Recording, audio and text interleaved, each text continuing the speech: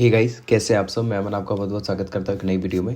देखो, आज की इस वीडियो के अंदर हम फाइनेंशियल लिटरेसी देखने वाले हैं। फाइनेंशियल लिटरेसी के सारे आंसर्स देखने वाले हैं।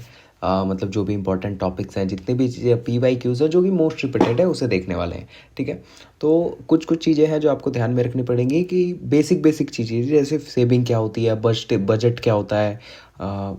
बजट वैसे आपने पिछले अगर आप सेमेस्टर में आए हो पिछले ईयर में, तो कॉमर्स फाइनेंस फॉर एवरीवन नाम का एक चैप्टर था, मतलब सॉरी सब्जेक्ट था, जिसमें बजट सेविंग इन सब चीज़ों के बारे में आपने पढ़ा होगा। नहीं पढ़ा तो कोई बात नहीं, इसी वीडियो के अंदर समझ लेंगे।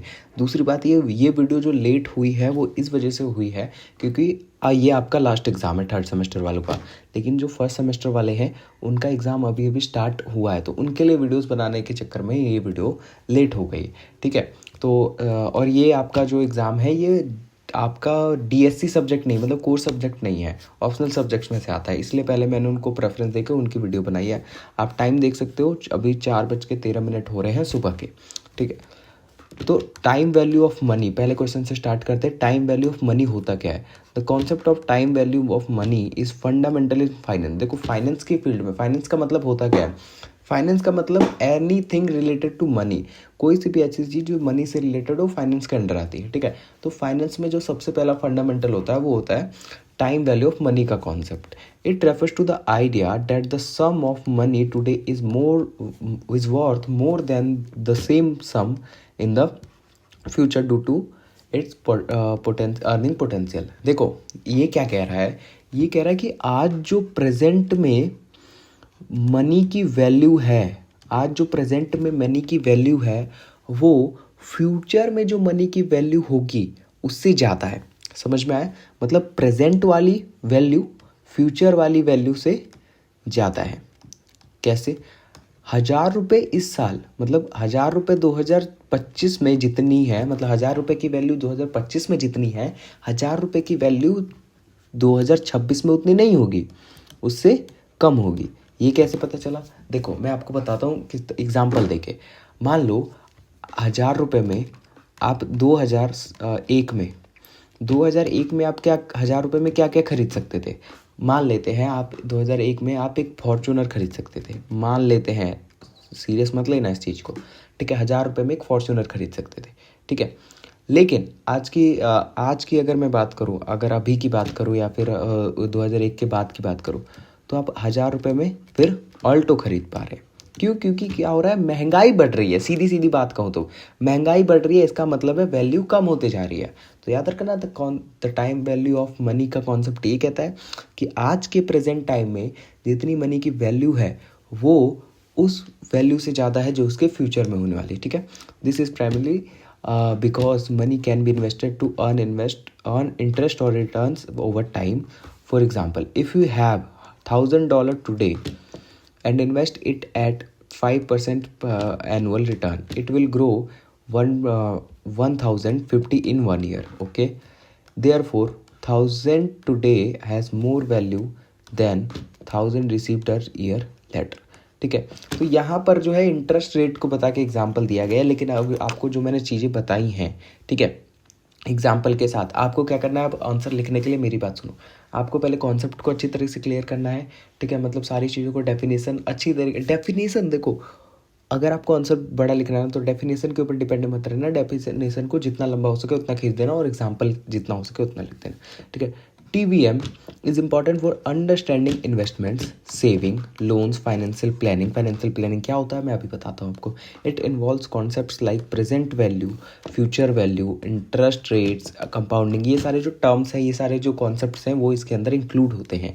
ठीक है, helps individuals and businesses make informed financial decisions। ये सारी चीज़ें TVM के अंदर आती है और TVM इन सारी चीज़ों को समझने में हेल्प करता है। ठीक है, benefits of savings and managing spendings. ठीक है, तो देखो, सेविंग्स का मतलब क्या होता है? बचत।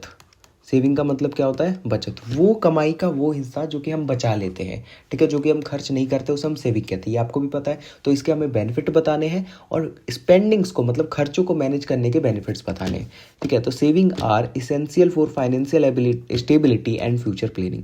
जो सेविंग्स होते हैं वो ज़रूरी होते हैं फाइनेंशियल स्टेबिलिटी के लिए, ताकि हम फाइनेंशियल इंडिपेंडेंट रहें और हमें किसी के सामने हाथ फैलाने की जरूरत ना पड़े, और फ्यूचर प्लानिंग, ठीक है। तो benefits include financial security, finance saving provide a safety net during emergencies, मतलब आगे फ्यूचर में कभी भी हमें इमरजेंसीज आ सकती हैं, ठीक है, या कुछ भी हो सकता है ऐसा जो आगे हमारे काम आ सकता है, ठीक है। मान लो जैसे अगर मैं आज नौकरी कर रहा हूँ, ठीक है, और मैंने पैसे बचा के रखे हुए हैं, तो अगले महीने कुछ ऐसा ऑफिस में मेरे आग लग गई, मेरे को सैलरी नहीं मिली, तो उस समय पर मेरे काम आएगा, जो मेरे पास फाइनेंस बचा हुआ है वो मेरे काम आएगा। Wealth accumulation, saving grow over time through interest और इन्वेस्टमेंट रेट्स। देखो, सेविंग्स का मतलब ये नहीं होता है कि आप अपने घर में बचा कर रहे हो, ठीक है, वो भी होता है, मैं समझ सकता हूँ, लेकिन यहाँ पर किस सेविंग की बात हो रही? सेविंग का मतलब वो जो आप जैसे मान लो आपने एफडी करा लिया, ठीक है, या आपने किसी म्यूचुअल फंड में ऐसी जगह पर लगा दिया जहाँ पे वो इंटरेस्ट रेट आपको मिल रहा है, इन्वेस्टमेंट आपकी जो ग्रो हो रही है, तो वो आपका क्या करता है? वेल्थ आपकी इंक्रीज करता है। गोल अचीवमेंट, आगे चल के फ्यूचर में आपका कुछ ना कुछ गोल होगा, आपके कुछ ना कुछ ऑब्जेक्टिव्स होंगे, वो आप पूरा कर सकते हो, अचीव कर सकते हो। रिड्यूस्ड स्ट्रेस, जाहिर सी बात है, जब इतने सारे बेनिफिट्स आपको मिल रहे होंगे, तो आपका जो स्ट्रेस है, आपका पैसों को लेकर जो टेंशन है, दुनिया किस चीज़ के ऊपर चल रही है? पैसे के ऊपर चल रही है, और कोई ऐसी चीज़ नहीं है जिसके ऊपर दुनिया चल रही है, सिर्फ पैसों के ऊपर चल रही है। तो जब आपके पास वही चीज़ बची हुई है तो स्ट्रेस तो कम होगा ही ना। मैनेजमेंट ऑफ स्पेंडिंग को कैसे मैनेज करें? जिनके भी हाथ से ज़्यादा पैसा खर्च हो जाता है या मैनेज नहीं कर पाते, उनके लिए भी वीडियो है, वो समझ लेना। Effective spending management involves budgeting, ठीक है। सबसे पहले आपको बजट बनाना है, चाहे ये किसी घर के लिए हो, डोमेस्टिक यूज़ के लिए हो, या प्रोफेशनल यूज़ के लिए हो, या पर्सनल यूज़ के लिए हो, ठीक है। तो create a monthly budget to allocate the income for essential saving this. यहाँ पर मैं आपको बताना चाहता हूँ कि पहले एक बजट बना लो, और सारे जो आपके बजट में जितने भी अर्निंग के पार्ट्स होंगे, मतलब जितनी भी आपकी अर्निंग हुई होगी, ठीक है, उनको पार्ट्स में डिवाइड करो और उन्हें एक एक चीज़ को एलोकेट कर दो। मतलब मैं इतना बचाऊंगा, मैं इतना खर्च करूंगा, मैं इतना अपने ऊपर खर्च करूंगा, मैं इतना अपने बच्चों के ऊपर खर्च करूंगा, मैं इतना मम्मी के ऊपर, इस तरीके से एलोकेट कर दो सारे खर्चों को, ठीक है। तो लास्ट में होगा क्या, आपको कितना बचाना है और किस तरीके से स्ट्रिक्टली इस बजट को फॉलो करना है, स्ट्रिक्टली इस प्लान को फॉलो करना है, आपको एक आइडिया मिल जाएगा, ठीक है। ट्रैकिंग एक्सपेंसेस, मतलब आपको ट्रैक करना है एक्सपेंसेस को, कि मैं एक्चुअली में खर्च कर कहाँ रहा हूँ, कहाँ मेरे फालतू खर्चे हो रहे हैं, ठीक है, कहाँ मेरे अननेसेसरी एक्सपेंसेस जा रहे हैं, कौन से ऐसे एरिया है to cut unnecessary expenses. Prioritisation, इसका मतलब क्या होता है? Focus on needs over wants. आप ये चेक करो कि क्या ऐसा तो नहीं कि मैं अपने सारा पैसा वांट्स को पूरे करने में लगा रहा हूँ, मतलब मेरी जो इच्छाएं हैं वो ज़्यादा पूरे करने में लगा रहा हूँ, जो कि महंगे हैं, लेकिन जो नीड्स हैं मेरी, उनको मैं पूरा कर ही नहीं रहा हूँ, जो कि सस्ते हैं। तो याद रखें, जितनी आपकी पहले नीड्स को पूरा करें, फिर वांट्स की तरफ जाए, अगर आपकी सेविंग है और आपके पास फिर पैसे बचते हैं तो। अवॉइडिंग डेब्ट, जितना ज़्यादा हो सके उतना डेट को इग्नोर करो, ठीक है, या तो लिमिट में लो, कि ज़्यादा डेट आपको डेट ट्रैप में फंसा सकता है, ठीक है, जाल में फंसा सकता है। Limit borrowing to essential needs and repay loans promptly, ठीक है। अगर आप डेट लेते हो, लोन लेते हो हद से ज़्यादा, तो वो चीज़ आपके ऊपर एक बर्डन की तरह काम करती है, जो चीज़ आपकी ग्रोथ को स्टैग्नेंट कर देती है। Setting limits, use tools like envelopes और apps to stay within spending limit. अपनी एक लिमिट सेट करो कि मैं इतना खर्चा करूँगा, मैं 25,000 कमा रहा हूँ, तो एक लिमिट में मतलब 15,000 तो मैं हर महीने बचा लूँगा। तो हर चीज़ की एक लिमिट होनी चाहिए। फाइनेंशियल प्लानिंग क्या होती है? मैंने क्या बताया, फाइनेंस का मतलब क्या होता है? Anything related to money. तो उस चीज़ की जब हम प्लानिंग करते हैं कि किस तरीके से अपने फाइनेंस को मैनेज करना है, किस तरीके से कंट्रोल करना है, इस चीज़ को फाइनेंशियल प्लानिंग कहते हैं। ये तो रही मेरी आसान भाषा में, लेकिन ज़रा देखते हैं। It is a systematic approach to managing finances to achieve personal and financial goals, ठीक है। ये एक ऐसा सिस्टमैटिक अप्रोच है जिससे हम अपने फाइनेंस को मैनेज करते हैं, ताकि हम अपने पर्सनल और फाइनेंशियल गोल्स को अचीव कर सके। It involves assessing income, expenses, saving, investment, liabilities की कंपोनेंट्स इंक्लूड। अच्छा, ये अलग लाइन है, ठीक है। तो इसके अंदर ये कुछ चीज़ें हैं जो इन्वॉल्व होती हैं, जैसे इनकम, ठीक है। इनकम भी फाइनेंस, देखो इनकम क्या है, मनी से रिलेटेड, इनकम क्या है, मनी से रिलेटेड है, तो फाइनेंस प्लानिंग में आएगा। एक्सपेंसेस भी मनी से है, ये सारी चीज़ें मनी से रिलेटेड है, तो फाइनेंशियल प्लानिंग के अंदर ये भी प्लान की जाती हैं। इनकी की कंपोनेंट्स क्या है, गोल सेटिंग ऊपर बता चुका हूँ, बजट क्रिएट करना, ठीक है, investment, risk management protecting finance through insurance, ठीक है। मतलब आप मान लो कोई ऐसी चीज़ कर रहे हो जिससे आपकी वेल्थ बढ़ रही है, इंक्रीज हो रही है, ठीक है, लेकिन आपने उसका इंश्योरेंस नहीं करा रखा, तो कल को डूबेगी ना, तो फिर खुद आपको पता चल जाएगा। तो रिस्क मैनेजमेंट में भी हेल्प करता है, ठीक है। रिटायरमेंट प्लानिंग, आप भी प्लान करोगे, अभी से इतना पैसा बचाओगे ताकि जब आप रिटायर हो ना, तो किसी के आगे हाथ ना फैलाना पड़े, किसी के कंधों के ऊपर सर ना रखना पड़े, ठीक है। Saving for a comfortable post retirement life, तो आप अभी से ही फाइनेंशियल प्लानिंग करोगे, ठीक है। तो ये चीज़ तो रही फाइनेंशियल प्लानिंग की बात। अब आते हैं आरबीआई कॉल्ड बैंकर्स बैंक क्यों कहते हैं, आरबीआई को बैंकर्स बैंक क्यों कहते हैं। ये जो पॉइंट है ये 12th क्लास में इकोनॉमिक्स में भी, माइक्रो इकोनॉमिक्स में भी आपको पढ़ाया गया होगा, ठीक है। तो the reserve bank of India is called bankers bank because it performs central function for commercial banks in India, include lender of last resort, regulator and supervisor. तो देखो मैं आपको बताता हूँ आरबीआई है क्या, कई लोगों को नहीं भी पता है आरबीआई है क्या, मतलब नाम सुना होगा पर पता नहीं। देखो आरबीआई हमारा एक सेंट्रल बैंक है, ठीक है, जो कि नोट छापती है। ये आरबीआई हमारा सेंट्रल बैंक है जो कि नोट छापती है। अब होता क्या है कि कुछ कमर्शियल बैंक्स होते हैं, जो छोटे छोटे बैंक्स, जो कमर्शियल बैंक जो पब्लिक के कांटेक्ट में, जिनमें आप जाके जमा कराते हो रुपए। आप जाते हो क्या आरबीआई के पास जाते हो कभी, किसी का है अकाउंट आरबीआई में, तो नीचे मुझे कमेंट करके बताना, ठीक है। तो आप जिन बैंक से कांटेक्ट में आते हो वो कमर्शियल बैंक कहलाती हैं। तो ये जो आरबीआई बैंक है ये सबको कंट्रोल करती है, ये कमर्शियल बैंक को कंट्रोल करती है, ठीक है। और हम जो पब्लिक है, आम पब्लिक, कॉमन पीपल, ये इनसे सर्विसेज लेते हैं, ठीक है। ये समझ में आ गया। तो लेंडर ऑफ लास्ट रिसोर्ट क्या होता है, RBI provides emergency funds to the bank in financial crisis. अगर मान लो किसी बैंक में कुछ फाइनेंशियल क्राइसिस हो जाते हैं, उनको फाइनेंस की दिक्कत हो जाती है, तो उस समय पर इमरजेंसी फंड्स प्रोवाइड कराता है कौन, आरबीआई। इसे हम कहेंगे lender of last resort. Regulator and supervisor, it ensures the stability and soundness of the banking system by setting policies and monitoring compliance, ठीक है। तो सुपरवाइजर कौन होता है, सुपरवाइजर एक पोस्ट होती है, आमतौर पर आपके अंकल पापा या कुछ भी सुपरवाइजर होंगे, ठीक है। सुपरवाइजर वो बंदा होता है जो अपने अंडर लोगों को देखे, उनके काम पे ध्यान रखे कि वो काम सही हो रहा है कि नहीं हो रहा है, और अपनी रिस्पॉन्सिबिलिटी के ऊपर, अपनी अकाउंटेबिलिटी के ऊपर अपने सीनियर्स को जवाब दे। तो यहाँ पर जो चीज़ है सुपरवाइजर का, वो काम करता है हमारा आरबीआई। वो इनके देखता रहता है कि कोई ऐसा तो नहीं है जो कि पॉलिसीज़ को वॉयलेट कर रहा है, हमारे पब्लिक को नुकसान पहुंचा रहा है, उसके साथ अत्याचार कर रहा है। इस चीज़ का ध्यान रखती है कौन, RBI. Clearing house, it facilitates interbank transaction and settlements. कभी कभार ये होता है इंटरबैंक का मतलब, जैसे मान लो ये पंजाब नेशनल बैंक है, ये एसबीआई बैंक है, तो इनके बीच में कोई ट्रांजैक्शन हो रहा हो, ठीक है, इनके बीच में कोई ट्रांजैक्शन हो रहा हो, तो उसको कौन सेटलमेंट करता है, आरबीआई, ठीक है। कस्टोडियन ऑफ कैश रिजर्व्स, ठीक है, banks are required to maintain a portion of their RBI with the reserves with the RBI। देखो ये चीज़ आपको समझनी पड़ेगी। मैं तो कहता हूँ ये पॉइंट जो इग्नोर करना, क्योंकि ये CRR SLR ये सारी चीज़ें इसमें आ जाती हैं जो कि आपके अभी समझ में नहीं आएंगी अगर आपको पहले से पता नहीं है तो। Role of banks between those extra funds and those needing funds, ठीक है।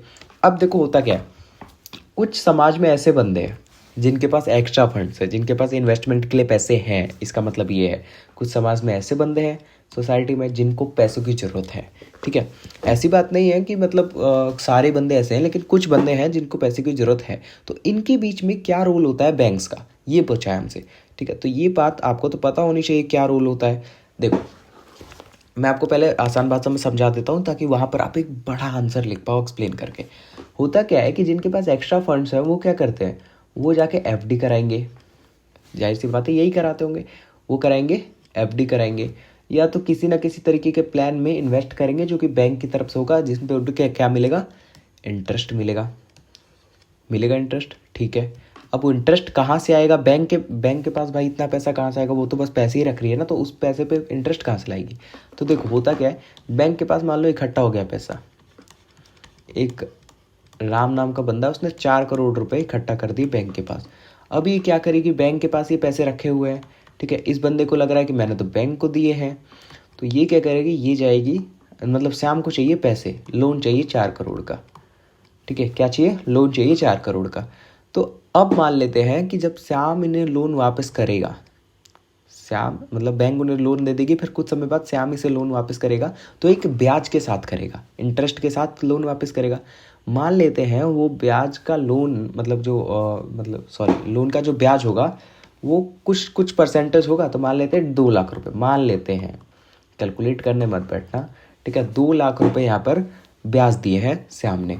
तो बैंक क्या करेगी, बैंक करेगी 1 लाख रुपए अपने पास रखेगी जो इसकी अर्निंग हो गई, और 1 लाख रुपए राम को दे देगी। श्याम भी खुश, राम भी खुश, और बैंक भी खुश। यही होता है बिजनेस असली बैंक्स का, तो यही रोल होता है, यही चीज़ आपको लिखनी है। Bank act as a intermediaries by channelising surplus funds from savers to borrowers, ठीक है, savers deposit their money in banks earning interest, ठीक है, सेवर्स यहाँ पे राम है जो कि अर्न कर रहा है interest. Banks then lend these funds to the individuals and businesses in need, charging higher interest rates. और श्याम क्या है यहाँ पर, इंडिविजुअल्स है, जो भी ऐसे बंदा जिनको पैसे की जरूरत होती है। This process facilitates capital formation, liquidity, economic stability, ये सारी चीज़ें हैं जो मतलब capital format, mobilising saving for economic development होता है। ये बैंक्स के कुछ फीचर्स आप लिख सकते हो, क्या क्या इससे फ़ायदे होते हैं, ठीक है। Different types of banks, commercial bank होता है, offer services like deposit. Commercial bank मैंने आपको बताया क्या होता है, अच्छी तरीके से एक्सप्लेन किया है एग्जाम्पल के लिए, SBI, HDFC। कोऑपरेटिव बैंक्स क्या होते हैं। अब आते हैं development banks, provide long term finance for industries like NABARD. मतलब देखो यहाँ पर फॉर इंडस्ट्रीज इसलिए लिखा है कि एग्रीकल्चर इंडस्ट्रीज अलग होती हैं, ठीक है, कोई क्लॉथिंग इंडस्ट्रीज अलग होंगी, तो ऐसे बैंक्स होते हैं जो कि पर्टिकुलर एक इंडस्ट्रीज पे लोन देती है। नाबार्ड हो गया हमारे एग्रीकल्चर के लिए, तो ये किसानों को लोन देती है। कोई ऐसा ये संस्था हो गया जो कि किसी डॉक्टर्स को लोन देती होगी। इस तरीके से कुछ बैंक्स होते हैं जो हेल्प करते हैं। और सेंट्रल बैंक हमारा RBI, ठीक है, जो, और ये याद रखना RBI जो है वो पूरे देश में एक अकेला ही सेंट्रल बैंक है, एक अकेला ही सेंट्रल बैंक है, सोल एजेंसी है, सोल एक फॉर्म है, ठीक है। तो इसमें आप ये नहीं पूछ देगा, ये मत लिख देना there are 2 RBIs in India, ठीक है।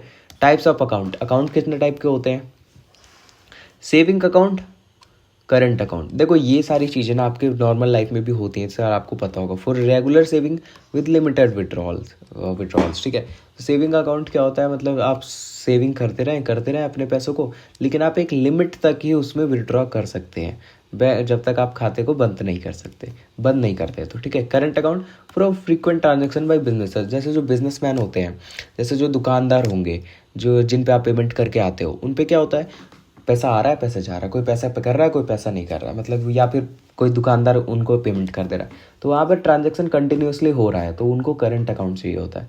Fixed deposit account locks money for a fixed period at higher interest. FD आपको पता होगा, हम अपने पैसों को बैंक के पास जमा कराते हैं, उसके बदले हमें इंटरेस्ट मिलते हैं। Recurring deposit account encourages regular savings over. What is cashless banking, cashless banking क्या होता है। कैशलेस बैंकिंग देखो, कैशलेस इकोनॉमी आपने सुनी होगी, उसमें हम कैश का यूज़ नहीं करते हैं, तो उसी तरीके से कैशलेस बैंकिंग का मतलब कोई सा भी ऐसी फाइनेंशियल ट्रांजैक्शन जो कि हम फिजिकल कैश के बिना करते हैं, मतलब किसी तरीके का कोई नोट सिक्का के बिना करते हैं। Instead it uses digital methods like debit credit card का यूज़ करते हैं, नेट बैंकिंग यानी फ़ोन पे, UPI, मतलब जो भी हम मोबाइल से अगर बैंकिंग जो करते हैं वो चीज़, ठीक है। UPI unified payment interface. अब UPI अगर आपको एक्सप्लेन करना पड़े तो फिर क्या फ़ायदा है, ठीक है। तो मोबाइल वॉलेट्स का ये फैम पे होते हैं, जैसे जो मोबाइल वॉलेट्स ओपन करते हैं, ठीक है, टीनेजर्स के लिए जो है।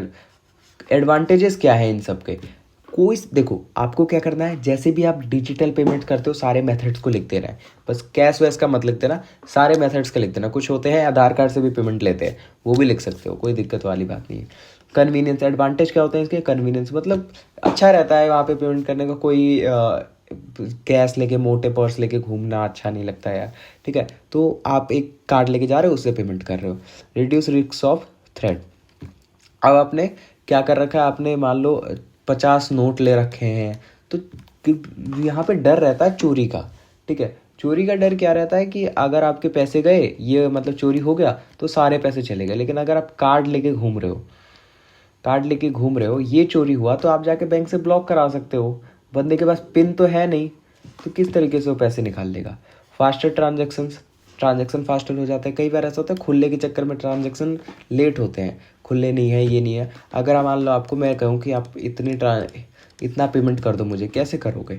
फ़ोन से आराम से कर दोगे। डिसएडवांटेज क्या होते हैं? Cyber security risk, cyber security hack होने के चांसेस हैं। फ़ोनपे का पासवर्ड, ये सारी फ़ोनपे, पेटीएम या जो भी हो, उनके पासवर्ड या साइबर अटैक आने के खतरे होते हैं। Limited access in rural areas में, लेकिन ये तो झूठ है वैसे, मतलब लिखना है आपको, लेकिन ये झूठ है। रूरल एरियाज़ में भी अब ये फ़ोनपे पेटीएम का दबा के यूज़ होता है। फीचर्स ऑफ नेट बैंकिंग, ठीक है। अब नेट बैंकिंग के फीचर्स लिख देना। 24/7 एक्सेस होता है, परफॉर्म ट्रांजैक्शन एट टाइम, कभी भी आप ट्रांजैक्शन कर सकते हो नेट बैंकिंग के थ्रू। बिल पेमेंट्स, पे यूटिलाइज ऑनलाइन पेमेंट कर सकते हो। फंड ट्रांसफर्स, देखिए ये सारी चीज़ें नॉर्मल हैं, ये आपको बस पढ़ लेनी है। PDF आपको मिल जाएगा, मैंने आपको बता दिया। नीचे डिस्क्रिप्शन में चैनल का लिंक होगा, वहाँ पे जाओ, PDF आपको मिल जाएगा। और चैनल को सब्सक्राइब करना मत भूलना, ठीक है। ये शायद फिर से हो गया। Difference between debit and credit cards, ये डिफरेंस क्या होते हैं? Debit card directly deducts funds from your bank account. जब भी आप डेबिट कार्ड को यूज़ करते हो तो वो पैसे कटते हैं जो कि आपके बैंक अकाउंट में रखे रहते हैं, ठीक है। जो भी मान लो मेरे पास 50,000 रुपये हैं और मैं गया शॉपिंग करने, तो मैंने 25,000 की शॉपिंग कर ली, ठीक है, डेबिट कार्ड से। तो इसका मतलब अब मेरे पास कितने बचे हैं? 25,000, ठीक है। क्रेडिट कार्ड होता है उधार लेने के लिए, सीधी बात है, ठीक है। अभी मान लो आपके पास 36,000 रुपये नहीं है, ठीक है, 36,000 रुपये नहीं है, तो उस समय पे आप क्या करोगे? क्रेडिट कार्ड का यूज़ करके बैंक से 36,000 रुपये ले लोगे, ठीक है, और धीरे धीरे करके बैंक को चुकाते रहोगे। तो ये होता है क्रेडिट कार्ड और डेबिट कार्ड में डिफरेंस, ठीक है। UPI क्या होता है? Unified payment interface, enables real time fund transfers using a mobile app. Mobile app का यूज़ करके जब हम फंड्स ट्रांसफ़र करते हैं रियल टाइम में, ठीक है, उसे हम क्या कहते हैं? UPI। It simplifies payment with the just virtual payment addresses. Financial investment और रियल इन्वेस्टमेंट में क्या अंतर होता है? Financial investment in financial instruments like stocks, bonds और म्यूचुअल फंड। जब भी हम इस तरीके से जो इंस्ट्रूमेंट्स होते हैं, फाइनेंशियल प्रोडक्ट्स होते हैं जिनमें हम मतलब इन्वेस्टमेंट करते हैं, उसे हम फाइनेंशियल इन्वेस्टमेंट कहते हैं। और real investment invest in physical assets like machinery, property, gold, ठीक है। इन सारी चीज़ों में जब हम इन्वेस्टमेंट करते हैं उसे हम रियल इन्वेस्टमेंट कहते हैं, ठीक है। Benefits of investment in mutual funds. Mutual funds के जो बेनिफिट्स हैं वो आपको तब समझ में आएंगे जब आपको म्यूचुअल फंड समझ में आएगा, ठीक है। वो मैं आपको नीचे अच्छी तरीके से एक्सप्लेन करूँगा। Why is SIP better? SIP better क्यों? सिस्टमेटिक इन्वेस्टमेंट प्लान, पहली बात तो इसका नाम है। Promote discipline investing, allows small investment from over time and reduces marketing timing risk, ठीक है। तो SIP जो होता है वो इसीलिए बेटर है क्योंकि एक प्रमोट करता है डिसिप्लिन इन्वेस्टिंग, मतलब आपको एक टाइम टू टाइम मतलब इन्वेस्ट करना पड़ता है। वो भले ही आप छोटा अमाउंट करो, लेकिन आपको ये पता रहता है एक डिसिप्लिन के साथ आप उतना पैसा बचा लेते हो अपनी इन्वेस्टिंग के लिए, इसीलिए इसे बेटर माना जाता है। और ये मार्केट की टाइमिंग जो रिस्क होते हैं उसको रिड्यूस कर देता है, ठीक है। डिफाइन इंश्योरेंस एंड इंपॉर्टेंस बताने हैं इंश्योरेंस की, और इंश्योरेंस बताने। Insurance is a contract that provides financial protection against risk.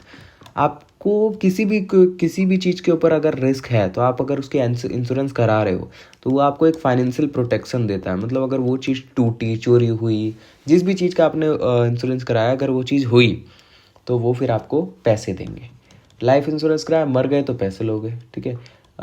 मान लो ट्रेन में जा रहे हो तो वहाँ पे इंश्योरेंस होता है। अब तो टिकट पे इंश्योरेंस होता है कि अगर आपको थोड़ी बहुत खरोच आई तो इतने रुपए मिलेंगे, आधा गया तो इतना और पूरा गया तो इतना, ऐसा होता है, ठीक है। तो इस तरीके से इंश्योरेंस लिख सकते हो। और इट इंश्योर्स रिस्क कवरेज, कितना रिस्क कवर है इसके अंदर, ठीक है, 1 लाख का, 2 लाख का, 3 लाख का। फाइनेंशियल सिक्योरिटी मिलती है आपको, पीस ऑफ माइंड, आप शांत रहते हो, मतलब टेंशन नहीं रहती है यार। मान लो अगर आप कमा रहे हो, आपके घर में कमाने वाला बस आप ही हो, और आपको कल को कुछ हो जाता है, मान लो भगवान न करे ऐसा कुछ हो तो आपको कुछ हो जाता है, तो उस समय पर आपके पास एक बैक सपोर्ट रहता है आपके फाइनेंशियल इंश्योरेंस का। प्रिंसिपल्स ऑफ इंश्योरेंस, ये क्या है, ये एक अलग टॉपिक है। प्रिंसिपल ऑफ इंश्योरेंस, ठीक है। अटमोस्ट गुड फेथ, ये पहला प्रिंसिपल है। डिस्क्लोज ऑल फैक्ट्स, अगर आप इंश्योरेंस किसी को सेल कर रहे हो, अगर मेरी इंश्योरेंस कंपनी है या मैं इंश्योरेंस एजेंट हूँ, मैं किसी को इंश्योरेंस सेल कर रहा हूँ, तो उस समय पर मुझे उसके सामने सारे फैक्ट्स को डिस्क्लोज करना पड़ेगा, सारे फैक्ट्स उसके सामने कवर करने पड़ेंगे, ठीक है। मान लो अगर कल को मैं उससे ये कहूँगा, मान लो उसने अपने कार का इंश्योरेंस कराया है, और अभी मैं उसे कुछ चीज़ें नहीं बता रहा हूँ, लेकिन बाद में मैं उसके सामने वो चीज़ें बता दूंगा कि ये तो मैंने ये तो इस सूरत पे है, तो फिर उस केस में क्या होगा, उस केस में उसके साथ एक चीटिंग होगी, धोखाधड़ी होगी, और कुछ नहीं होगा, ठीक है। Insurable interest, finance stake in the insured assets, ठीक है। ईपीएफ और पीपीएफ में क्या अंतर होता है? देखो, ईपीएफ होता है मतलब आपके पापा अगर प्राइवेट जॉब करते हैं या फिर जो भी जॉब करते हैं, तो वहाँ पर सैलरी से एक छोटा अमाउंट कट जाता है ईपीएफ के नाम पर। तो एम्प्लॉय कंट्रीब्यूशन फॉर रिटायरमेंट, वो आपको कब मिलता है? जब आपके पापा उस कंपनी से जहाँ पे से भी रिटायरमेंट के समय नौकरी छोड़ते हैं, तो वो ईपीएफ का पैसा आपको मिल जाता है। ईपीएफ का पैसा जमा होता रहता है संस्थान में, ठीक है। जब भी आपके पापा चाहे या कोई भी नौकरी में आप निकाल सकते हो, ठीक है। पीपीएफ क्या होता है? पीपीएफ भी उसी तरह होता है, लेकिन वो ऐसा ज़रूरी नहीं है कि नौकरी पेशा लोग की हो। आप जाके पीपीएफ अकाउंट खुलवा के वहाँ पर पैसा अपना जमा करा सकते हो अपने रिटायरमेंट के लिए, ठीक है। पैन क्या होता है? Permanent account number, unique identifier और फाइनेंशियल ट्रांजेक्शन्स, ठीक है। ये मतलब एक यूनिक आइडेंटिटी है आपकी फाइनेंशियल ट्रांजेक्शन को परफॉर्म करने के लिए। आप जहाँ भी जाते हो कुछ भी फाइनेंशियली काम करने के लिए, वहाँ पर आपका पैन नंबर ज़रूर मांगा जाता है या पैन कार्ड ज़रूर मांगा जाता है, ठीक है। न्यू टैक्स रेजिमे क्या है और ओल्ड टैक्स रेजिमे क्या है? न्यू टैक्स रेजिमे मतलब नई टैक्स कर व्यवस्था, और ओल्ड का मतलब पुरानी वाली। तो न्यू क्या है? लोअर टैक्सेस, नो एग्जम्पशंस, ठीक है। और ओल्ड क्या है? हायर टैक्सेस, मल्टीपल एग्जम्पशंस, ठीक है। स्टेप्स फॉर मैनेजिंग शॉपिंग, ये क्या है? ये थोड़ा स्टूपिड सा क्वेश्चंस लग रहा है, लेकिन आप पढ़ लो। क्रेडिट बजट बनाना है, मतलब लिस्ट बनानी है, एक बजट सेट करना है, प्राइसेस को कंपेयर करना है, जो भी चीज़ें हैं, ठीक है। Investment products by financial institutions, financial institutions जो होते हैं उनके द्वारा कौन कौन से इन्वेस्टमेंट प्रोडक्ट्स होते हैं? स्टॉक्स होता है, बॉन्ड्स होते हैं, म्यूचुअल फंड्स होता है, फिक्स डिपॉजिट, रिटायरमेंट प्लान्स। ये सारे कुछ प्रोडक्ट्स हैं, इन्वेस्टमेंट प्रोडक्ट्स हैं, जहाँ पे आप इन्वेस्टमेंट कर सकते हो। एक बार म्यूचुअल फंड्स को देख लेते हैं। म्यूचुअल फंड्स आपके पेपर में आ सकता है, ठीक है। म्यूचुअल फंड्स आपके पेपर में आ सकता है, म्यूचुअल फंड्स इंपॉर्टेंट है, ठीक है। तो म्यूचुअल फंड्स होता क्या है? देखो, होता यह है कि जब काफ़ी सारे लोग मिलकर, ठीक है, काफ़ी सारे लोग मिलकर एक जगह पे पैसे अपने इकट्ठा करते हैं, ठीक है, एक जगह पे पैसे इकट्ठा करते हैं, ठीक है। और इसे हम कहते हैं AUM, एसेट अंडर मैनेजमेंट, ठीक है। AUM कहते हैं एसेट अंडर मैनेजमेंट। इनको, इस पैसे को मैनेज करने के लिए प्रोफेशनल्स हायर किए जाते हैं, जिन्हें हम कहते हैं फंड्स मैनेजर। ये क्या करते हैं? ये अपनी पढ़ाई और अपने एक्सपीरियंस के बेसिस पर इन पैसों को मस्त जगह पर इन्वेस्ट करते हैं, ठीक है। मस्त मतलब सबसे बेस्ट जगह पे जहाँ रिस्क कम हो, प्रॉफिट ज़्यादा हो, वहाँ पे इन्वेस्ट करते हैं। फिर वहाँ से जो इनको इंटरेस्ट मिलता है, फिर वो इन सब में बांटते हैं उस अकॉर्डिंग, ठीक है। तो ये म्यूचुअल फंड का खेल होता है। तो म्यूचुअल फंड क्या होता है मैंने आपको बताया। अब आपको क्या करना है, वहाँ पर आपको डायग्राम से लेकर हर चीज़ इंपॉर्टेंट सारी चीज़ें बनानी है, ठीक है। अब ऐसी कोई भी चीज़ जो मतलब अगर रह गई हो इसमें, तो देखो मैंने सारी इंपॉर्टेंट चीज़ इतनी कवर कर दी है जितना भी हो पाए इसमें। और पेपर जो मतलब एग्ज़ाम में जो क्वेश्चंस है वो इन्हीं के ऊपर आने वाले हैं, भले ही थोड़ा घुमा के दें, लेकिन टॉपिक यही होने वाले हैं। तो आपको बस PDF पढ़ लेना अच्छी तरीके से, ठीक है। और ग्रुप में ज्वाइन हो जाना, चैनल को सब्सक्राइब कर लेना। मिलते हैं अगली वीडियो में, तब तक के लिए बाय।